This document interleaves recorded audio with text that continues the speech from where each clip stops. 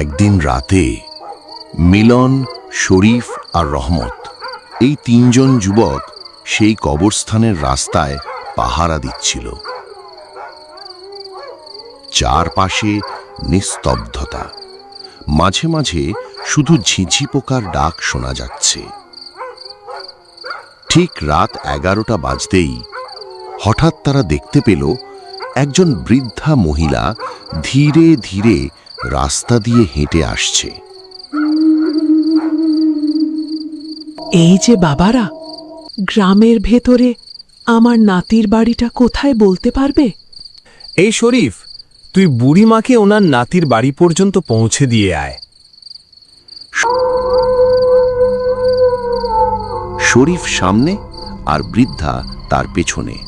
ঠিক তখনই হঠাৎ তার ঘাড়ে কেউ যেন ঠান্ডা হাত রাখল। শরীফ ভয়ে কেঁপে উঠল। হঠাৎ জঙ্গলের ভেতর থেকে শোনা গেল তার ভয়ঙ্কর চিৎকার, আর সেই চিৎকার ধীরে ধীরে রাতের অন্ধকারে মিলিয়ে গেল।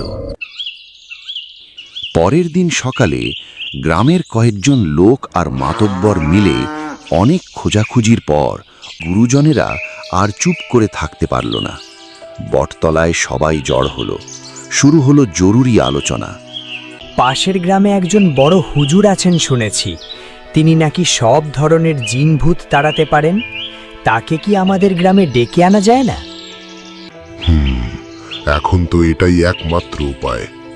দেখি উনি এসে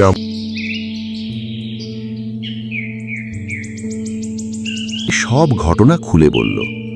সব শুনে বড় হুজুর শান্ত গলায় বললেন, চিন্তা করো না, আমি কালই তোমাদের গ্রামে আসছি। ওর স্থানটা কোথায় আমাকে নিয়ে চলেন। গ্রামের উত্তর দিকে হুজুর। এই কেউ একজন হুজুরকে কবরস্থানটা দেখিয়ে দাও। হুজুর মাথা নেড়ে বললেন, বুঝলাম। কিছুক্ষণ পর তারা কবরস্থানের ভেতরে ঢুকে পড়লেন। চারপাশে তখন নিস্তব্ধতা।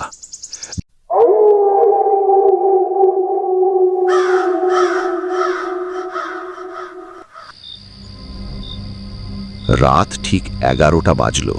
চারপাশের বাতাস যেন ঠান্ডা হয়ে উঠল। ধীরে ধীরে অন্ধকারের ভেতর একটা অবয়ব স্পষ্ট হতে শুরু করল।